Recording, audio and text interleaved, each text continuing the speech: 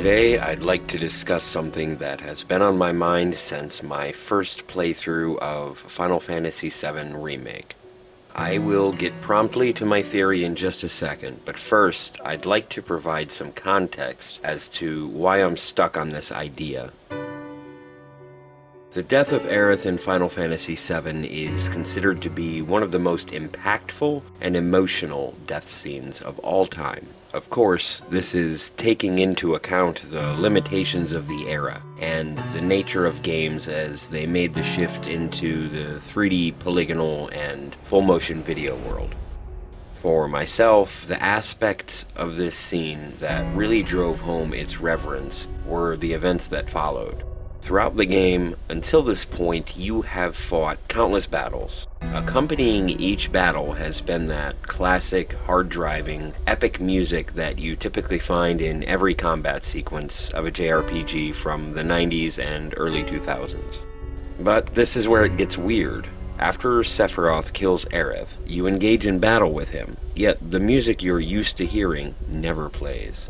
Instead, the somber and melancholy music from the scene before continues to play over the battle, as if to say, no, you aren't engaging in a typical battle right now. You are remorsefully doing what you have to do, despite the heart-shattering thing you just witnessed and have yet to process.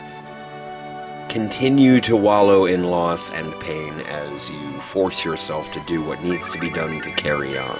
This was a bold move from a composing standpoint, and in my opinion, really pulls at your heartstrings the entire time. It drags out the cinematic nature of the loss. All of that being said, it's important for the fans to get what they want from this trilogy, so let's get on with my theory for Rebirth.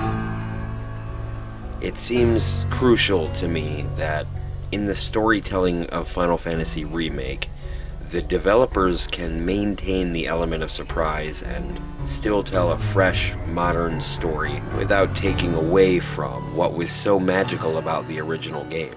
This is a peculiar situation they find themselves in, considering the nature of the game. It's a remake, one that has a high demand from the fans to echo the classic story without straying too far. So I pose this question to you.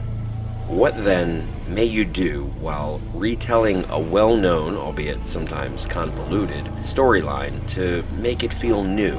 How do you continue to subvert expectations when retelling a story faithfully, without drastically changing main story beats? How do you recreate the feeling of surprise, shock, and loss when the player already knows what's coming?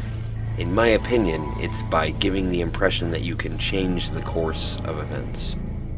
Let's start with the idea that in Remake, both Sephiroth and Aerith seem to know a little too much, at least more than previously. Having future knowledge, or Cloud and company having these premonitions of what's to come, may lead one or more characters in your party attempting to save Aerith before she is killed. Perhaps even forcibly put the player in a position where this attempt is made.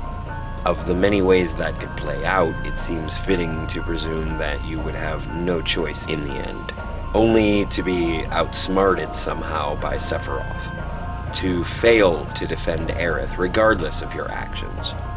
Give the player hope, then rip it away, or in a scenario worse yet, to feel as if you have already saved her life.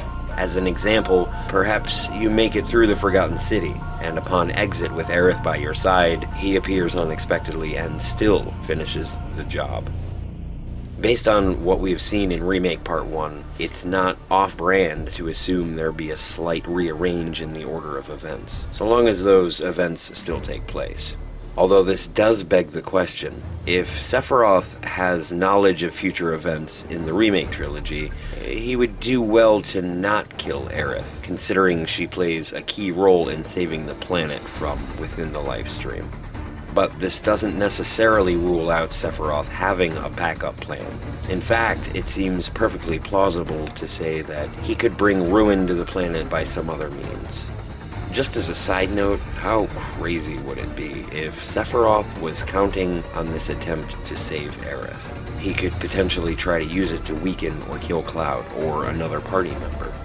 So, in summary, this is my prediction for Rebirth. You will be given, under a false pretense, story moments that lead the party, in one way or another, to prevent Aerith from dying. Despite your actions in the game, she still loses her life, in an arguably more tragic way than the original. The twist being, you will spend a portion of the game thinking the story has changed so that she can or will live somehow, and no matter the effort, she still gets killed, in a likely unexpected way. The main premise being that this time you had hope. You saw it coming and still failed. In this way, you are pressured to feel a similar level of injustice and sadness, as you may have all those years ago playing Final Fantasy VII for the first time. What do you think? Let me know if you think there's a better way of handling that classic scene down in the comments, and how they can retell those events in Rebirth while still subverting the player's expectations. Thanks for watching.